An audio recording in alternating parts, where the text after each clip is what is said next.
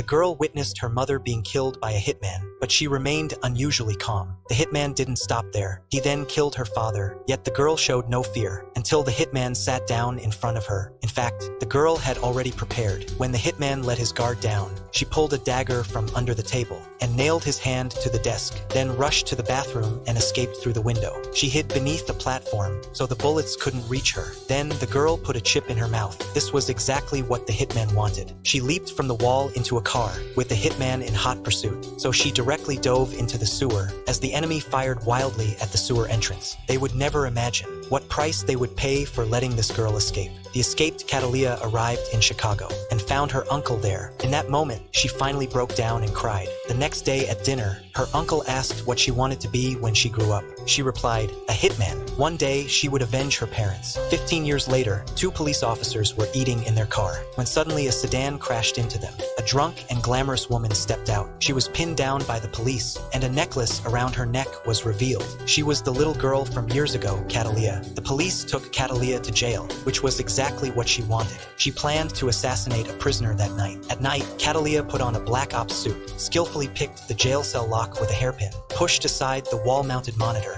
then grabbed a coffee spoon and a glass of water, heading to the electrical room. First, she opened the ventilation vent, wedged the spoon in the electrical room switch, then pierced the water glass to start a timer. Finally, she climbed into the ventilation shaft and waited by the spinning exhaust fan. When the spoon filled with water and dripped onto the wires, the prison's power instantly failed, and the fan stopped rotating. She seized the moment to crawl through. Just then, the police guarding the prisoner entered the restroom. Catalia suddenly appeared behind him, kicking him to the ground. She then dragged the unconscious officer to the prison door, forced the enemy to take off his shirt at gunpoint once inside the cell, shot him dead, and fled quickly. When the police heard gunshots and rushed in, they found only a confused colleague holding a gun. On the rooftop, Catalia encountered pursuing police. She flipped over the edge of the building, clinging to the railing outside the rooftop to evade capture, and returned to her cell to change her disguise before the police room inspection. She successfully fooled everyone. The next day, FBI Inspector Ross arrived in Chicago. By the orchid drawn in lipstick on the victim's body, he deduced the killer was a serial offender. This was the 22nd victim.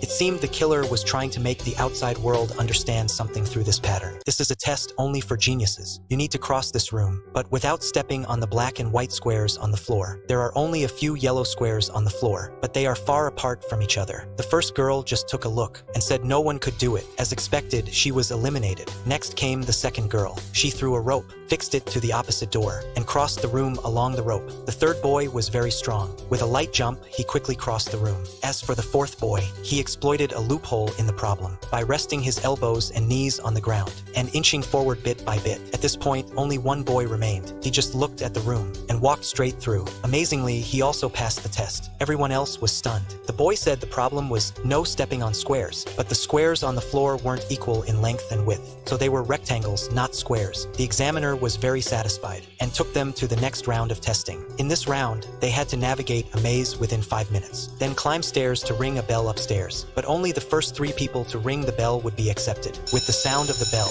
the fourth test officially began. Rennie noticed arrows on each door, but they seemed to have no pattern. Just then, he remembered what Rhonda had said. Only by closing your eyes and feeling with your heart could you find a way out. It turned out the signs used Braille. Meanwhile, Kate, who always took unconventional paths, used a wrench to open the ventilation duct and crawled directly over the maze toward the finish line. Jack, with his powerful memory, tried one path at a time through trial and error, but he didn't know he was being followed by White. As he was about to exit the maze, White knocked him down and rushed up the stairs first. Rennie heard the commotion and came to check, but Jack urged Rennie to go quickly because only 15 seconds were left. But Rennie insisted on staying with Jack. In the end, only White rang the bell within the time limit. Although Kate arrived first, she refused to ring the bell alone. She wanted to wait for the others to ring it together. So the 3 of them stepped forward and rang the bell jointly. Then the teacher announced the test was over. White was ultimately eliminated. He couldn't understand why. He was clearly the first to ring the bell, but the teacher told him. The rule was the first 3 people to ring the bell, not the top 3 individuals. They later arrived at a genius academy. The teacher posed a problem to them. There are 3 switches on the wall, one of which controls the light in the upstairs classroom. If you can only go upstairs once, how can you determine which switch controls the light? Other students tried to answer first, but were silenced by the girl's glare. So the teacher asked the girl to answer. She gave a made-up answer seriously, but it was clearly wrong. Other students also tried to answer, but still no one got it right. Just then, Rennie raised his hand. He said to first press the first switch. Wait 10 minutes watching this video, then turn off the first switch, press the second switch, and run upstairs to check.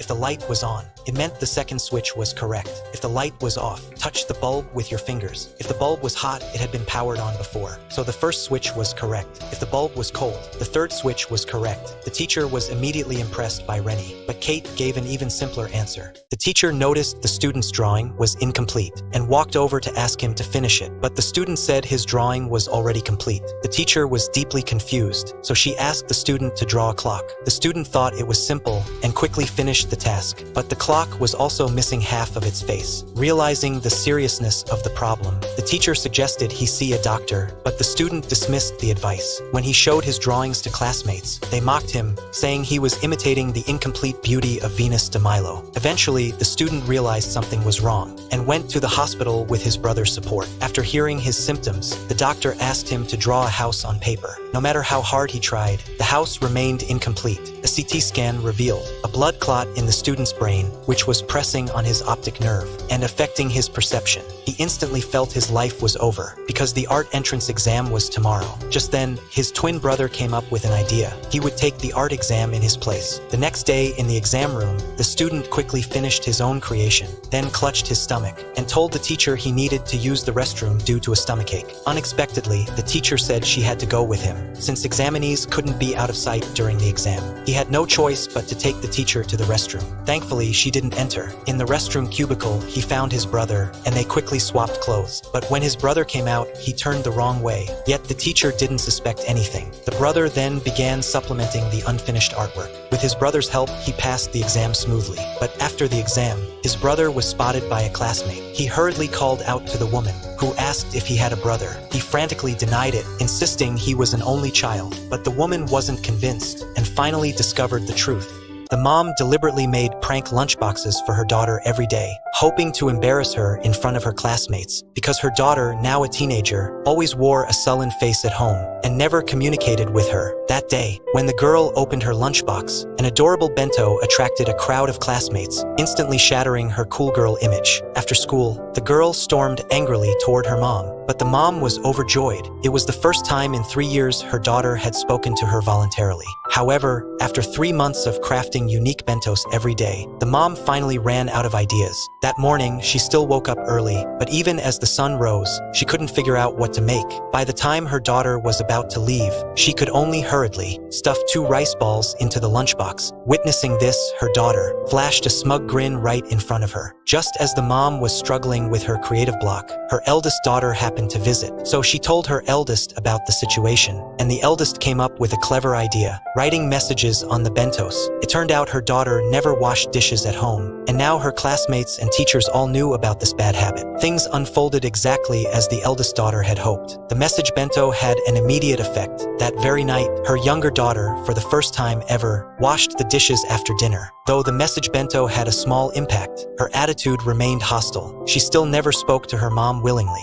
The mom couldn't understand why, until she accidentally found her daughter's diary. Only then did she learn the truth. Ever since her husband died in a car accident, her younger daughter had been raised mostly by her sister. She realized she truly hadn't paid enough attention to her. From then on, she kept making various bentos for her daughter, trying to bridge the distance between them. Years passed until her daughter was about to graduate. She landed a job interview in a big city and wanted to share the news with her mom, only to find her mom had suffered a sudden stroke from years of exhaustion. The daughter wanted to stay and care for her, but the mom insisted she chase her dreams. Before the graduation ceremony, the mom struggled to make one final bento for her daughter. Her hands were weak from the stroke, so she gripped the knife with both hands to chop vegetables. When writing the note, her fingers ached, so she kept switching hands back and forth. After staying up all night, the final bento in 3 years was finally completed. The next morning, her daughter left for the graduation ceremony, and the eldest sister delivered this graduation gift to her. Carrying the oversized bento to school, she kept complaining about how heavy it was along the way.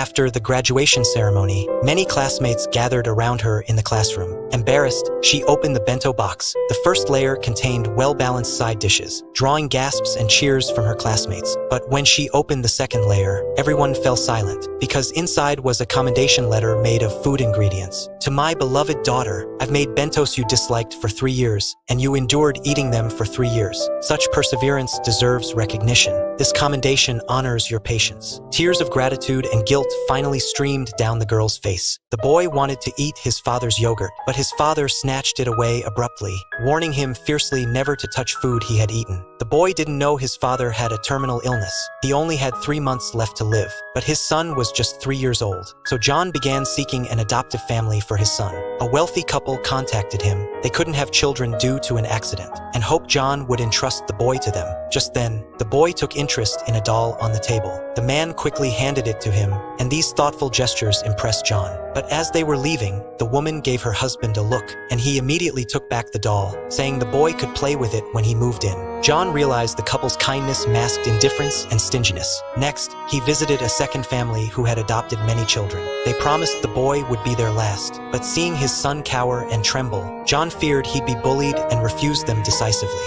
On the way home, the boy found a dead beetle, so John tried to explain the meaning of death. But the young child couldn't understand. He just wanted Daddy to stay with him forever. As time passed, John's condition worsened. He knew death could take him at any moment, so he found another adoptive family, a woman who lost her child in youth and became infertile, living alone since. Watching his son play relaxedly, John finally smiled. He could see the boy liked her. But on the way home, the son suddenly said he didn't want to be adopted. John didn't know how to explain. If he had a choice, he'd never leave his son with anyone. That night, John wrote 15 letters, enclosing photos of them together. He hoped these would accompany his son as he grew. He also added his baseball cap and work scraper, cheap items, but all a father could give is love. The next day, they walked down their street again, took a cheap bus ride, and finally arrived at the single woman's door. The boy took one last look at his father, knowing this would be their final goodbye. The little girl took advantage of her father's sleep and painted stars all over the urn. But when her father woke up and saw it, he flew into a rage, for the urn was custom-made for a wealthy man. He tried to wipe off the paint, but it had already dried.